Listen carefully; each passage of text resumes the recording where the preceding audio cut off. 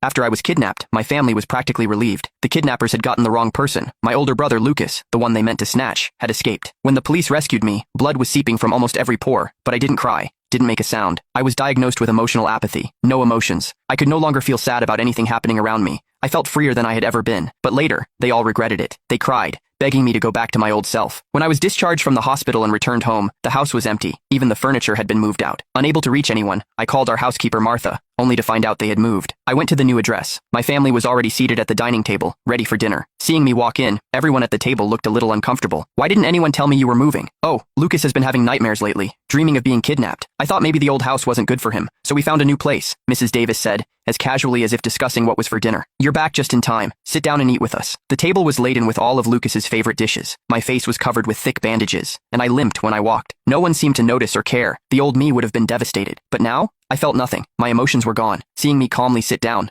Lucas suddenly leaned over. I've been so scared these past few days, I didn't even dare to go out so I couldn't visit you. Mom and Dad were worried I'd get kidnapped too, so they stayed home with me. You don't blame me, do you? Before I could say a word, Mr. Davis quickly jumped in. Come on, Hyman, it's not that serious. You two are brothers. You should cut each other some slack. I didn't know how to react. I was the one who was kidnapped. Lucas laughed heartily. Hey, I just didn't want him to overthink it. Hyman has always been so independent, much braver than me. I really envy people with courage, he said, picking up a shrimp and placing it in my bowl. I silently put down my fork. I'm allergic to shrimp. No one at the table remembered. No one. My name is Hyman. My older brother's name is Lucas. No doubt about it, we're biological brothers. An old fortune teller once told my parents that I had a difficult fate and shouldn't be raised by them. So, they sent me away to live with my distant grandparents in a remote town. All those years, they barely visited me. They only brought me back after my grandparents passed away. I came home filled with hope, but I quickly realized this house wasn't for me. The day I was kidnapped, Lucas insisted on taking a deserted alley. After a few steps, he claimed he needed to find a restroom and told me to wait right there for him. After that, I lost consciousness. I'll never forget those memories. Damn it, a worthless piece of trash. The kidnappers' fists landed on me, blow after blow, venting their rage. They had mistaken me for Lucas. They had kidnapped the wrong person. My family refused to pay my ransom, so they wouldn't get a single dime.